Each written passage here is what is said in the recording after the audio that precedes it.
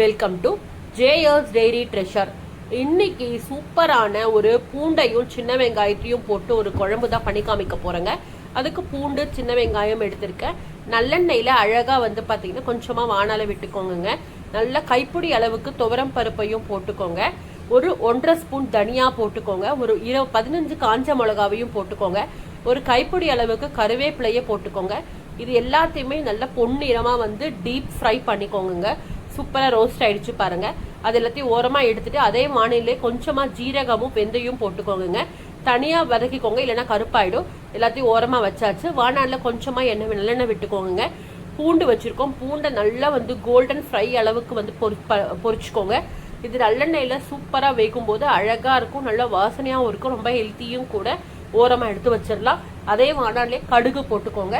இப்போ நம்ம சின்ன வெங்காயம் கட் பண்ணி எடுத்து வச்சிருக்கோம்ல, ஸோ அதையும் போட்டு நல்ல சின்ன வெங்காயம் அது நல்லெண்ணெயில வதங்கட்டும். கொஞ்ச நேரம் வெயிட் பண்ணிக்கோங்க.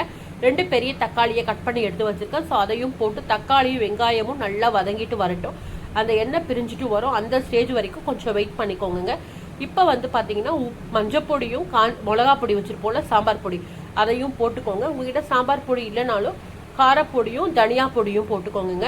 இப்போ தேவையான அளவுக்கு உப்பையும் போட்டுக்கிட்டு எல்லாத்தையும் நல்லா ஒரு வதக்கிட்டு நல்லா டீப் வச்சிருங்க. அப்போதான் அந்த பச்சை வாடெல்லாம் போயிடும். புளி தண்ணியையும் நான் திக்கா கரைச்சி எடுத்து வச்சுட்டேன். ஸோ புளி தண்ணி எனக்கு தேவையான அளவுக்கு நல்ல ஒரு லெமன் சைஸ்க்கு புளி எடுத்து வச்சிருக்கேன். ஸோ அந்த தண்ணியும் இதில் விட்டுட்டாங்க. இது எல்லாம் சேர்ந்து ஒன்றா கொதிக்கட்டும். அதுக்குள்ளே பார்த்தீங்கன்னா நாங்கள் ஏற்கனவே கடலைப்பருப்பையும் ஊற வச்சிருக்கேன். ஸோ அதில் காஞ்ச மிளகாவையும் தேவையான அளவுக்கு உப்பை போட்டு நல்லா தண்ணியெல்லாம் விடாமல் இந்த மாதிரி கன்சிஸ்டன்சிக்கு அரைச்சி எடுத்துகிட்டு வந்துட்டேன். இப்போ அதை உருண்டையாக கொஞ்சம் பிடிச்சிக்கிட்டேன். இப்போ இந்த குழம்பு பாருங்கள் சூப்பராக எனக்கு கொதிச்சுன்னு வந்துருக்கா. இந்த ஸ்டேஜில் அழகாக நம்ம அந்த உருண்டைகளை பார்த்தீங்கன்னா ஒன்று ஒன்றா இதில் விடுவோங்க. உடையவே உடையாது. அந்த ஒன்ஸ் இந்த உருண்டையை நம்ம இதில் போட்டுட்டோம் அப்படின்னா இந்த குழம்பை டச் பண்ணவே கூடாது. நல்லா ஒரு 10 நிமிஷம் அப்படியே விட்டுடுங்க சிம்மில் வச்சு. ஸோ தட் நல்லா ஊறிடும். ரொம்ப சூப்பராகவும் இருக்கும் சாப்பிட்றதுக்கும். இந்த உருண்டையை போட்டோம் அப்படின்னா அதுக்குள்ளே பார்த்தீங்கன்னா எனக்கு அந்த ஆற வச்சுருக்கோம்ல, அது எல்லாமே நல்லா ஆறிடுச்சு. அதை போய் நான் மிக்சி ஜாரில் போயிட்டு நல்லா நொரன்னு சொல்லிட்டு அரைச்சிக்க போகிறேங்க. நைஸாக அரைக்காதீங்க, எனக்கா இல்லைன்னா ரொம்ப ஒரு மாதிரி பேஸ்ட் மாதிரி வந்துடும். இந்த குழம்புக்கு நல்லா இருக்காது. ஸோ பாருங்கள் சூப்பராக இந்த மாதிரி கன்சிஸ்டன்சிக்கு அரைச்சி எடுத்துக்கோங்க. இதுலேருந்து ஒரு 3 ஸ்பூன் மட்டும் இந்த குழம்புல நான் போட்டுற போகிறேங்க. அப்புறம் மீதியை ஏர்டைட் கண்டெய்னரில் ஸ்டோர் பண்ணி வச்சிங்க அப்படின்னா ஒரு மாதம் 1.5 மாதம் வரைக்கும் கெட்டே போகாது. தண்ணி மட்டும் படாமல் பார்த்துக்கோங்க. அவ்வளோதாங்க. சூப்பரான நல்ல ஹெல்த்தியான கமன்னு குழம்பு ரெடி ஆயிடுச்சு. பார்க்கும் போதே சாப்பிடணும்னு தோணுதா?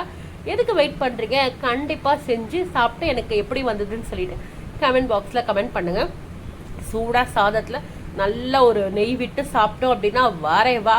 இன்னைக்கு தொட்டுக்கிறதுக்கு பார்த்தீங்கன்னா பீன்ஸ் போட்டு உசிலி பண்ணியிருக்கேன். யாருக்கெல்லாம் உசிலி ஃபேவரேட் சொல்லிட்டு சொல்லுங்க. எவ்வளோ காயில் நம்ம உசிலி பண்ணாலும் சரி, பீன்ஸ் தாங்க. அந்த பீன்ஸில் உசிலி பண்ணி சாப்பிட்டா இந்த காம்பினேஷன் செம்மையாக இருக்கும். இந்த குழம்புக்கு அதுக்கும் இந்த பீன்ஸுக்கு அதுதாங்க நான் இன்னைக்கு ட்ரை பண்ணோம். தொட்டுக்கு பார்த்தீங்கன்னா இன்னைக்கு பருப்பு தக்காளி ரசமும் வச்சுருக்கேன்.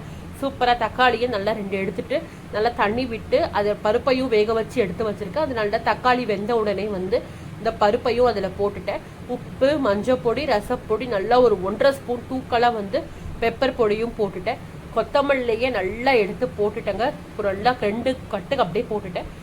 தாளிக்கிறதுக்கு பார்த்தீங்கன்னா நெய்யில் கடுகு, ஜீரகம், காஞ்ச மிளகாவை எடுத்து போட்டுட்டேன். சூப்பரான தக்காளி ரசமும் ரெடி ஆயிடுச்சு. இதுதான் எங்கள் வீட்டு லஞ்ச் இன்னைக்கு. கண்டிப்பாக நம்ம சேனல் ஜேஎஸ் டெய்ரி ட்ரெஷருக்கு லைக் பண்ணிக்கோங்க, ஷேர் பண்ணிக்கோங்க, கமெண்ட் பண்ணிக்கோங்க, சப்ஸ்கிரைப் பண்ணிக்கோங்க. உங்கள் ஃப்ரெண்ட்ஸ் அண்ட் ரிலேட்டிவ்ஸ்க்கும் ஷேர் பண்ணி விடுங்க. இன்னொரு நல்ல வீடியோவில் சத்தான ஆகாரத்தோட உங்களை சந்திக்கிறேன். Till then, bye-bye from Jai Shri. Bye.